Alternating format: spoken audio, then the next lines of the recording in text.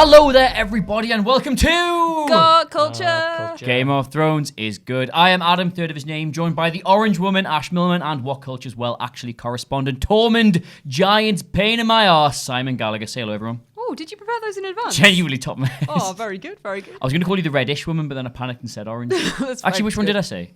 Orange. Orange, okay, we'll go with that. Yeah. I don't think mine's very nice, but okay. Well, actually. Simon's here too. Now, how are we all feeling? Yes. Tired? Good. Very good, honestly. I'm hyped. It's pumped me up. I'm a bit wired off it. Also, the 10 coffees I've had today. Game of Thrones was back last night. That's basically what we're here to talk about. Season 8, Episode 1. 1 year and 7 months. I did prepare this bit. 1 year and 7 months since the last episode of the last season. Nearly 8 years to the day of the season 1 episode first start. See, you plan them and then they just go wrong. What do we all think? Pilot. In a nutshell. Pilot is the word you were looking for. That's it. What? Begin speaking? Yeah. Yeah, no, I thought it was really nice. It was just a really nice episode. It was coming back to the whole series. It was getting back in there. There was nothing genuinely horrible that happened. It was all very much look at these people. It's nothing genuinely horrible. was We'll one- get to that. there We'll was get one to that. fairly bad We'll get thing to that that because we're going to try and move chronologically through the show Okay. as is logical. But we will get to that statement you've just made there. The word that's kind of going around is understated for the first episode. Now, I would say anybody saying that doesn't really remember the first episode of any season because it's very typical. It's just very in keeping with Game of Thrones. Did you think it was a typical season opener, Simon? I did. For the past 3 seasons in particular, it's all been about moving chess pieces for then the next episode or the one after that to do something like massive. And that's very much what this was. There's only 6 episodes this time. Have they got the luxury of having an understated intro? Ooh. Well, I have to because the way they left it. Just saying, ooh. I just agree. It's a big question. Yeah. Because of the way they left it? Well, not everybody was in one place. In order for them to do that, they have to move things around a little bit. And it might have been clunky a little bit, but it could have been a lot worse. Do you think it was clunky? No, I mean, there was potential for it to be clunky in terms of having to get all of those groups together and then getting some sort of update on the White Walkers and also seeing a little bit of King's Landing as well. Now, funny you bring that up. I will get that in a second. I'm just going to quickly focus on the Winterfell stuff. A lot of people said it was going to have similarities to the pilot, and yet we had pretty much an exact reenactment of its opening scene. Winterfell is yours, which Ned said to Robert, and this time Sansa said it to Cersei, and then Jon hugged everybody like Robert did to everybody. We even had Arya, her bit from the pilot of moving around the crowd trying to see the army. There was some random little pube doing it this time out.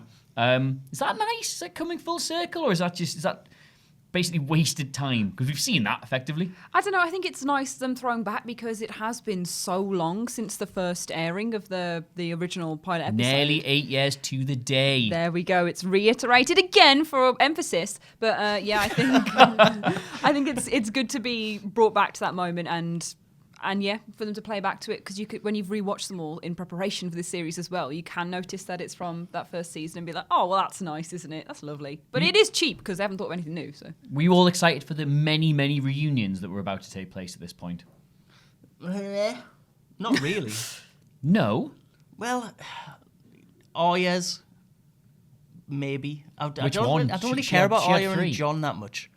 Well, who are you? Just like, how can you not be invested in that relationship? Arya and Gendry, yes. Arya and the Hound, yes. But they had to compromise on the Hound because they didn't have enough time. I would have much preferred to see the Hound and Sansa than Jon and Arya. Just so weird hearing anybody refer to anyone as the Hound and it not being Will Bourne. Bit of impenetrable What Culture office party for you there. I thought it was nice. A lot of these characters have not been together since season 1. These are not the things that really excite me about Game of Thrones. Oh, wow. The rich, well-paid-off personal character dramas. I don't think that's what those reunions are.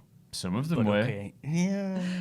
Oh, my favourite was just the really awkward kiss to Bran from Jon, where he's like, "Oh, you're a creep now," like the proper look of revelation on his face. Genuinely, the actual words they use, you could just replace man with creep, and it kind of works. Yeah.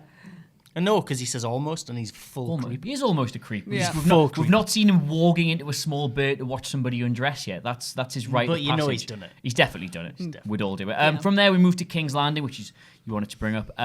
This was Cersei's kind of going to get left behind these first few episodes, isn't she? Because she's deliberately leaving herself behind. And there's not really much story you can do there. Is that a shame, given that she is really good? Ooh, we've had a lot of the Cersei show, which has been... You're going to talk for a while here because I'm going to try and eat one of these. Oh, I can try and Thanks, draw mate. this point You're going to have out. to get it while I chew. Right. Okay. Turn your volume up so you can hear all Oh, of the not very noises. well. ASMR goodness. Ooh. Did you... I've never eaten American sweet. This is so rich. Well, I'm rich, okay. like my opinion, as I'm about to give. What a Seamless. segue. Ooh, which is that Cersei is fantastic, and we've had a big No. Cersei show since the beginning, which has been oh god, this I can't cope with it. It's just It's so weird. but yeah, Cersei's been fantastic. I would love to see more of her, but we have had a big load of her story played out. So to get to this point and be able to leave her behind is a really impressive feat that we don't feel like we're missing out, because she is a really interesting, engaging, and important character. So if we're literally at the point in the series and the whole show where we can go, okay, it's fine to leave Cersei out for a little bit, then we've got some cool stuff coming. So I'll be okay as long as they make up for all of the Cersei goodness that we've had previously with other good things. It's also fine seeing Euron, like, I love him. he's so good. Daddy Euron, man. Like, he Yep. just comes in and you're like, Would you like the "That's floor fine." for a moment to talk about Euron? He's my second favourite character, and I'm very attracted to him. Go on. I wish he would wear more eyeliner, Yeah. for a start. Yeah. That's the only thing I can say bad about him. He's so great because he's the only person who could get away with saying what he does to Cersei. The bum. Yeah, literally just finger Everybody up else the would bun be dead. reverberating then.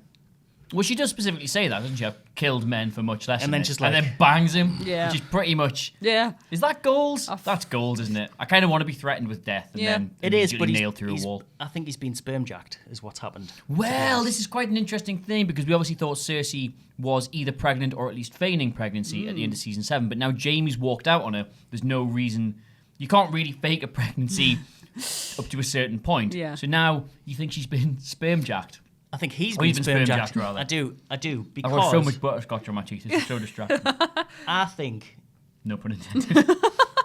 I think that there's too much time has passed between the end of the last series and now for her to not be showing even slightly.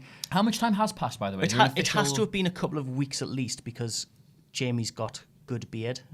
Yeah. That's true. And Jamie doesn't have massive amounts of testosterone because he's got thick, luxurious hair. Mm. And people with too much testosterone have no hair. Yeah. So Good. Good yeah, that. that's just an explanation for bald. Anything else you want to add to that? Yes.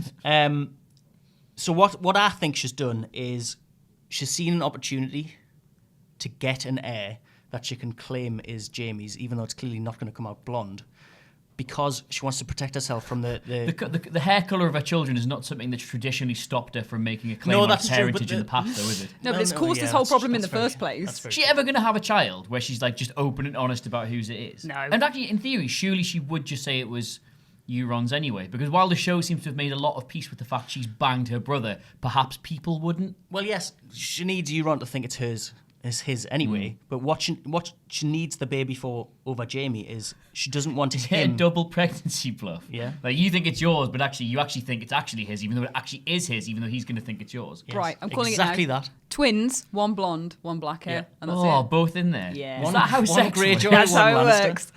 Every time you do it, a new one's put in. That's how it works. So, double baby. I'm just going to keep staring at the camera until someone breaks this awkward silence.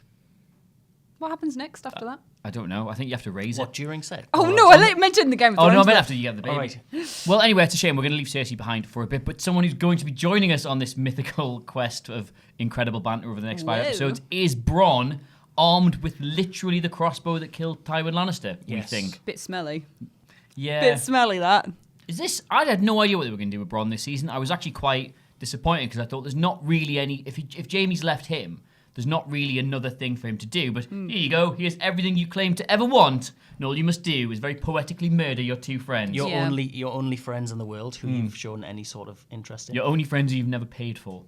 Yeah, Tyrion was his boss more than Jamie was. I think he liked Jamie. Yep. He taught him to fight. He saved his life when he didn't have to.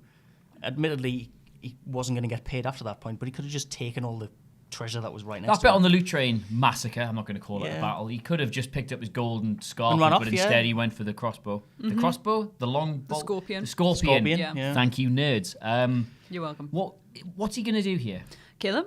He's gonna kill him? I reckon he will because he's always been. I don't know, it'd be really nice if he didn't, but he's always been really hard about his, like, oh, I've got to go and do my job sort of thing. If he gets paid for it, he goes and does it. It's been quite cutthroat with his allegiances. So I think it's going to be his intention to kill them. How that plays out narratively is an open book. But yeah.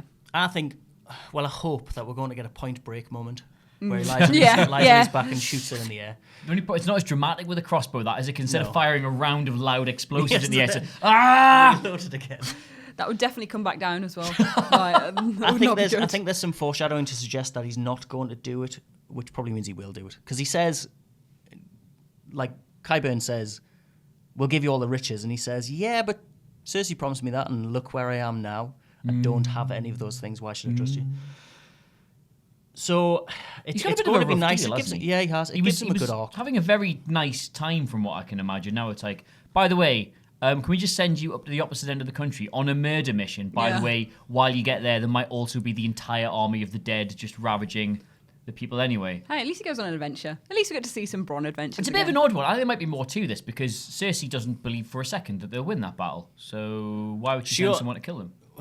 Bronn's a loose end, isn't he? Yeah. Bronn Don't get me wrong. From a narrative point of view, I'm glad they've done that. Yeah, but yeah. I just think there might be more might be revealed in the motives. Is it Qyburn that sent them and not Cersei and speaking on behalf of Cersei? It could be. That would be awkward. Where's my gold? I never said that. Yeah, exactly. So maybe he's got some Got it ulterior right, motive. have you? Well, no. Because he has like spies up there or something. He knows what's going on because he knows about the stuff coming through. You posited an interesting theory in your article. God, how sinister was that? You was. posited an interesting article. You think there might be a spy? I think there has to be a spy in the north because there's no way Qyburn would know about the wall falling. Yeah. Can I posit a counterpoint to that? Mm-hmm. As far as everybody knows in the north right now, they're coming to help them. The Lannisters are still as far they don't know because I mean Tyrion literally says my sister's sending her army up here. As far as they know, they're still literally in allegiance. So you would kind of get that whole. Yes. Don't get me wrong. I do agree. There's probably more to it. It is very suspicious and quick. There is a problem with that theory though. Qyburn wouldn't be telling Cersei. Cersei would be telling Qyburn. He's the hand of the king. Yeah, Queen. but Queen. he's like the most underhand person. You would not. Underhand of the queen. Yeah, you wouldn't send a message to Qyburn, basically. Interesting. I just think there's no way that the lords in the north don't know about it. True. They John literally says to young Lord Umber, little Ned, go home, which is basically like, go and die Off you immediately. go. If he knows the wall's down, then he's just sent him to die. They don't know. Bran sees it, and then almost immediately you have that middle scene where it's the meeting and everyone's like, boo, John. And then the very next scene is Qyburn saying, guess what I've just found out?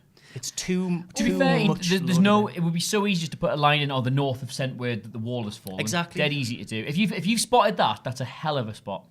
Hell of a spot. Impressive. I had something else to say, but it's completely gone because I'm too impressed by this theory. Too impressed. Butterscotch. Yeah, go on. Where do we go after that? We had you say we went back to Winterfell. We had the meeting. We're getting this whole dynamic of Sansa and Jon. There was a little bit of that tease sort of in season 7 that she was having to fill in a role for him, which she felt he should be doing. And now we're going to get an awful lot of that, aren't we? Well, even more so because of the end of the episode. But they're setting that up in order for there to be more friction up there because the Northern Bannermen are big old racists. Like, you see the only 2 black characters in the entire show. They do make a lingering point of that shot. But not just that, they don't like anybody who's an outsider, really.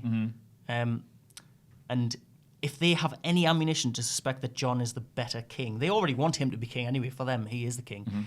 Then there's going to be hell on, basically. And the best part about the whole thing is that Varys could be the one that leads that.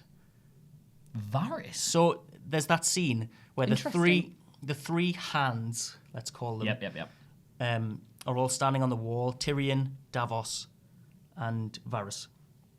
They're all broken characters, outsiders. They've all got something wrong with them. One's got no fingers. One's got no balls. Or anything. Root and stem. And I thought it was just the balls. No, it's root and stem. Oh, well. Not my words, Lynn. The words of Top Gear magazine. Yeah. And he. I've thrown you there, haven't I? You've totally thrown. 3 broken, standing on the wall. And Tyrion's obviously like a little monster. they're talking about how they're redundant, and Varys is like, they don't trust us. We're old men, and he's fundamentally just reiterating the fact that he doesn't necessarily think that his relationship with Dany is all that good, and he said in the past that he doesn't think that she's the best. Sorry, he thinks she's the good option for the throne because there's nobody else. Yes. Basically. And that whole scene was to set up the fact that they're still sort of like, they're there to scheme, basically. There's a lot of it was to do with the fact that Tyrion could have potential to splinter her off. There's been a bit of talk of this said before. Like, Tyrion's not really going to have a grand overarching narrative for himself. And it felt a bit of a waste to have him in season 7. So people have speculated that he could be a far bigger, more important part of the season. There's even a bit where, I don't know if you picked up on this, but there felt like 2 or 3 little fourth wall breaks where they were almost repeating the words, the feedback they're getting from the audience between the characters. Like Sansa saying to him, I used to think you were the cleverest man in the world. Yeah. We've all said that. Like, the way they've written him has been far less intelligent than it was during the books. And even that bit was like, unfortunately, there will be no elephants. I was going to say the elephants was the best bit. That's disappointing. I was looking forward to seeing them. And I was pretty much mouthing that along with her as I was watching it. I was like, I was really looking forward to seeing them. Is there I think there's going to be a degree of, because obviously they're going to be basing this on what George Martin's told them, but also they appear to be acknowledging what the fan base are. Yeah. A lot of it was fan pleasing for a first episode, I thought. Well, I think it was. I think it's been like that for the past 2 seasons. I'd rather them do that than put Ed Sheeran in again, to be honest. So, like, I think that's a good way of doing it. He had his face burned off, though, apparently. Oh, is that who they were talking about? This is what people are saying. The prostitute who says Eddie.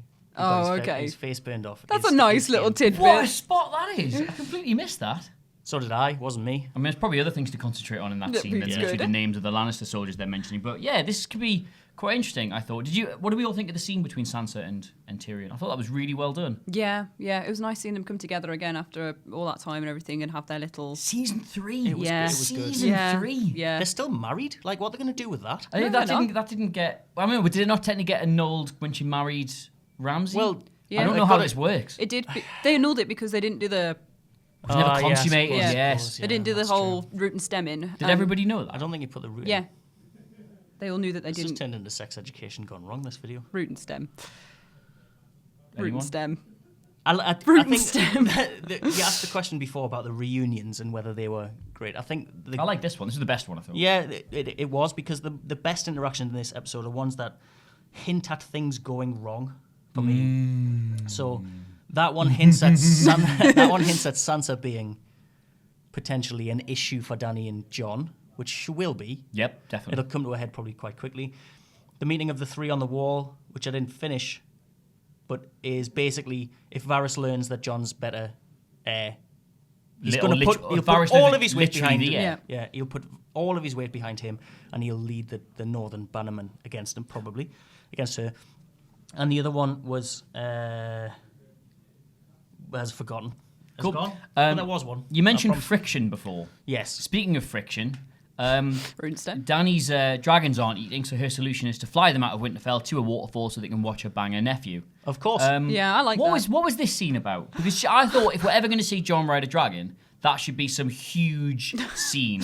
You know what I mean? Like, it should be this big, like a battle's going on and he saves everybody or he rescues everybody or something. And it's like, literally no one else has ever got on one of these. But you just would have a go. You know for a fact, if he got on and was just able to fly, the internet would be wild with, well, he's never done that before. How did he? Where's his training? I would say it. Where's his training and dragon training come from? Yeah. I would literally be on a video. They do use that line. Yeah. I know. How do you do it? Well, nobody knows how to do it. What do you hold? I don't know. It kind of showed that. I mean, if he slips there, that's the end of the show. Yeah. It just seems such a stupid way to spend your time flying around on a dragon. Like, if you're their mother, fair enough. That's probably it's probably your want to do that. But he's never done this before, and it's just throwing him around and diving and doing barrel rolls and loop de loops and all this, and he's just hanging onto it, not screaming, by the way, which anybody in their right mind would be. And then it's just, we'll land and how you feeling? Yep, fancy a book? Great, keep your queen warm, lovely. I just thought that was. Come on. Given that they. What did you just say? Queen or. Give your queen a book. Oh, okay. What do you think I said? I thought. Did you say that? Eat your butterscotch. I said queen. I thought you said quim. I thought you said quim as well. Keep your quim warm is what I thought you said. Both. Is this on? Quim. There we go. That's out of the way. There was a few things in this episode that I felt they really skipped over quite quickly. Like I thought the Yara and Theon bit could have done with a little bit more time instead of the minute it got. Let's just tie this up. Yeah, but it's good. I mean, got that. Don't get me wrong. I understand why they did that, but it was just it's an interesting thing, and it's two characters we do like in this story. That was it was their whole thing for the entire season. I would have suspected this would have taken 2 or 3 episodes, and yet we got it all done within a minute in the first one. And then there was a few bits later on where I was like, another minute here. Give me another minute with this scene. And instead we got 3 or 4 minutes of them loop-de-looping and then just It's strange as well because this episode was only 54 minutes long. They could have got away with adding another 10 minutes and nobody would have been upset with it. Yeah. Or even if they didn't want to, there were bits which I felt went on for too long while important bits got rushed over. That's the only criticism I'd have of the episode, really. Yeah, me too. They don't want to come off as if we're moaning. I thought no, it was it's great. good. It's really good. It's really good. I like to moan, and it was really good. The Jon on the dragon bit was even better because of the jealous dragon bit. Yeah. So there's little Drogon having a look over. I had a bit reading about this, and Vanity Fair did an interview with the dragon. Yes, just want to tap me some of that. The sound engineer lady who records the sound effects for all the dragons. I don't think that's what the dragon sounds like. How do you know what a dragon sounds like? I've watched Game of Thrones. This is just. Shall I just talk to you? She is responsible for the personality of the dragons, and Does she hold a big green stick that Dany has to look at? She doesn't know. She goes and records actual dragons. Okay. Fair. She said that, interestingly, this is just a side point, Rhaegal and Viserion she imagined as Beavis and Butthead. So they're like dragon bros, and you can totally see it. But the interesting thing is, she said for her that Drogon is Khal Drogo reincarnated. Yeah, I've and heard if you that, think yeah, about it's that, good. then that's why he was like, what are you doing with my woman? Yeah. So that's, just to clarify there, that is the dragon who is technically, she's son. the mother of, Yeah. reincarnated with the soul of her Husband. dead husband, who is now getting jealous that she's necking on with her nephew. Yes. It's great. I love this. I do genuinely love this is show. great. It's A little bit of absolutely incest. fantastic. The Dan and Johnny, which I'm going to start calling them from now on. Dan and Johnny. Is that going to... The Explode. power issue is obviously great because of the who's right to be on the throne. Yeah. But is the actual mawkish love angle? Is that are we here for that? I am. I'm invested just because it's like I feel like it has been shoveled in as like they love each other. But I really like it. I like the gimmickiness of it. I'm like, a song of ice and fire. He's the fire. She's the fire. He's the ice. It's so wonderful and beautiful. But so I'm here for it, and I'm gonna cry when they have to finally butt heads and fight over who wears the crown and stuff. I'm going to kind of get muddled up with my order here, but they are going to butt heads because we finally got the reveal after all these seasons of Jon's true parentage where he finally finds out. Now, if you told me what this scene was going to be in advance, it's going to be literally 2 minutes in the cellar with Sam, God. I'd have been like, it needs more. It needs more heft. Yeah. But I think the way they played it, No, it's very the way good. they act it, and especially as it comes straight in from Sam finding out about his father, is not quite perfect. It's one of those scenes I would have liked another minute or two on, but nonetheless really well done. Yeah, I think the whole point of like the catacombs underneath Winterfell with all of the fathers looking over them and everything, I think that's been really poignant throughout the whole Game of Thrones branding. So for them to do it in that place was important, and it should have been that, and it should have been just a couple of them, and I think it was done really well. But again, also would have liked a few more minutes there for Johnny to be like, I'm a what? Johnny. I love that he's Johnny now. Dan and Johnny. What did you think? Worth the wait? I'll just bang my head. I thought it was really good. Yeah, I mean, if you said in advance that Sam was going to be really upset that his brother and his dad were dead, Yeah. and he'd be like, why? But then it's so Sam Tarly to be like, but Still loved they were him. my family. Yeah. They abused me, but they were still my family. And then for him, him and Bran have a little discussion where Bran's like, you should probably tell them. Yeah. And he goes, should I? You tell him he was brother. No, Yeah. you tell him he trusts you the most. Exactly. And then for Sam to go down there not really necessarily intending to tell him. Oh, his head's, or not in that his head's way. all over the and place. then for him to get really angry and to say, well, you're banging your auntie. Just out, He sort doesn't of go. He blurts doesn't it out. quite go as far No, as that. well, He says you should be yeah. sitting on the Iron Throne, which we could use as a euphemism from now on. That's about as much as, we should. Yeah. That's about Yeah. as bad as it would get from Sam, though, because he's very naive. Do you think there should have been a little bit more of Jon doubting this? Because, I mean, he obviously trusts Sam, he knows about all the records, and he does give him an explanation. But surely, Yeah. I that did was think this. anybody else's response, you'd be like, no, I'm not, you div. Yeah, Ned would Stark was my Anybody else father. who told him, then he would have said that. Is it enough? Can we It's just... Samwell? this isn't a little hole for you to pick at. Do you think that that's fine the way they've done it? Sam just telling him he'd believe outright. No. I think you would. No, I think that, like, as in, I think you have that scene in the next episode. You have a little moment where he's showing him all of the papers. I would like that. Yeah. Oh yeah, I would like it being proved to him. Yeah. I still think Jonathan's gonna like weigh it up, and even if he believes it immediately, he needs the evidence because he can't. If he brings it up, he knows he's gonna have a fight on his hands with Dany. So, by the way, yeah, while they're in bed. Guess what I found out? this is why women should never ask you what you're thinking about. Exactly. I was in the catacombs earlier, and sit down. Yeah, I don't know. They're going to have to come back to this. I think John's going to need to see irrefutable. I think there needs to be a MacGuffin, an item for this.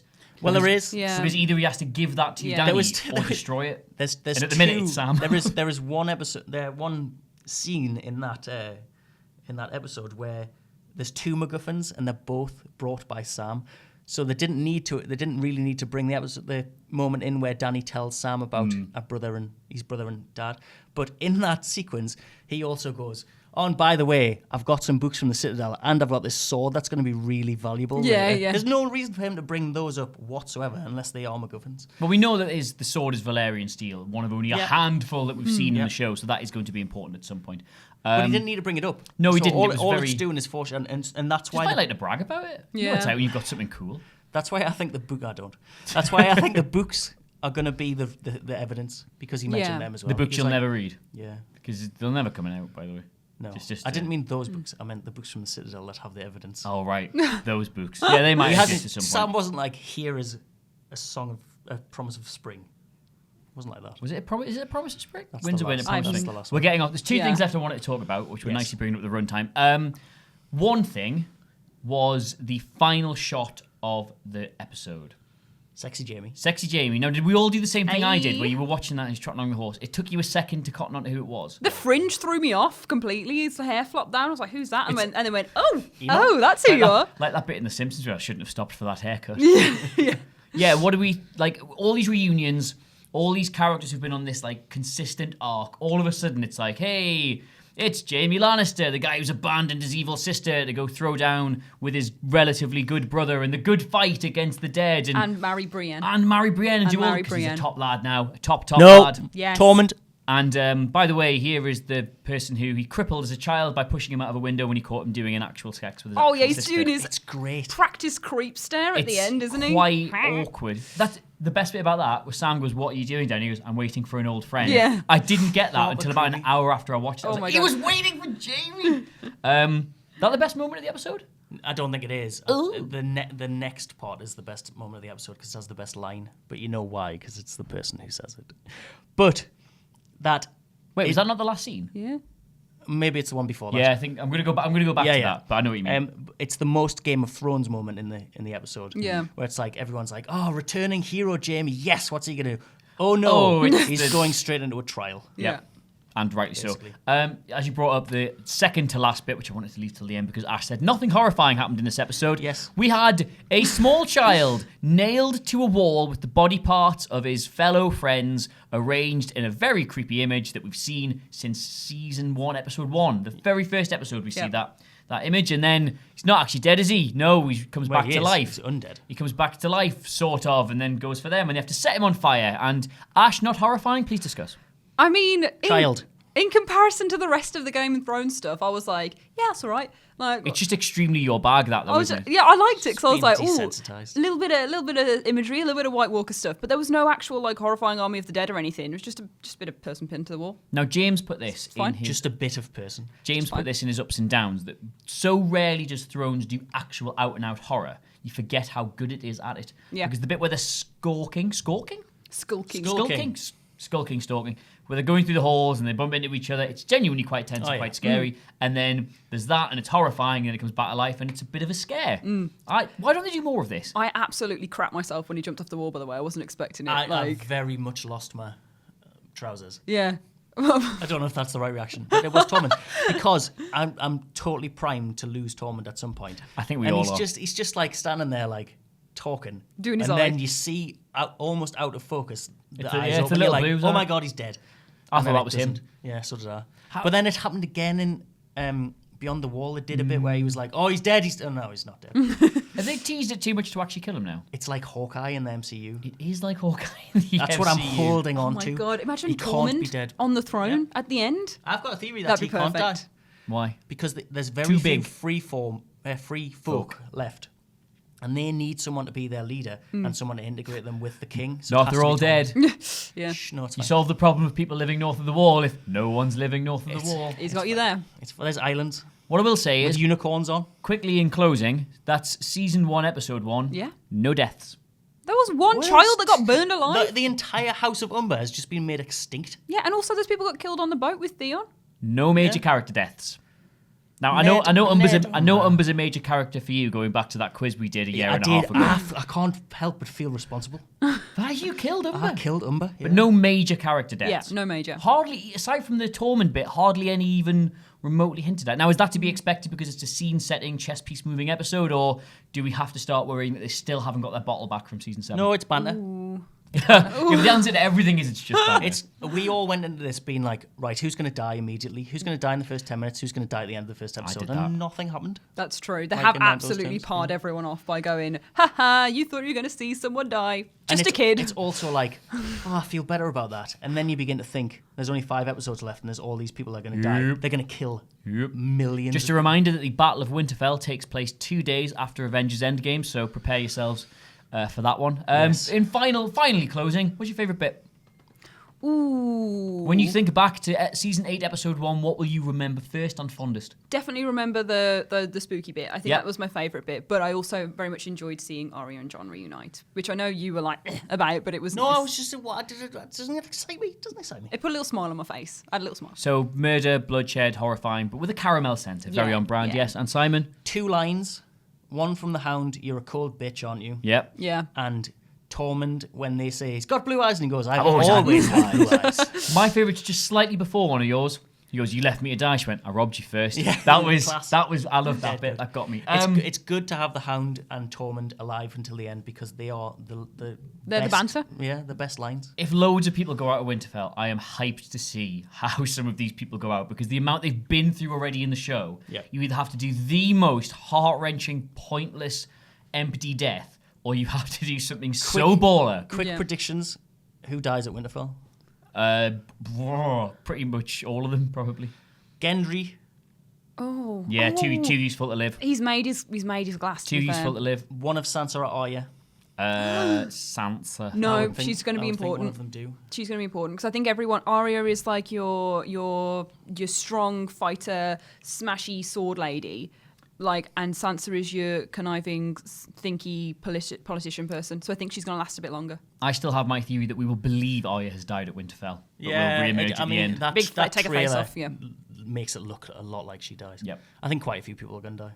Yeah, me too. Let us know what you think of the episode as well as who you think is going to die in the comments below. And of course, the drill, like, share, subscribe, and joined by Ash. Say goodbye, Ash. Goodbye, Ash. Sai, say goodbye, Sai. Bye, Sai. And Adam, say goodbye, Adam. Goodbye, Adam. Thank you very much for watching. This was Got Culture. We'll see you next week. If Unless it's we, Hand Bye. came up so early. unless we did a preview one. Keep waving. Bye. Bye. Bye-bye.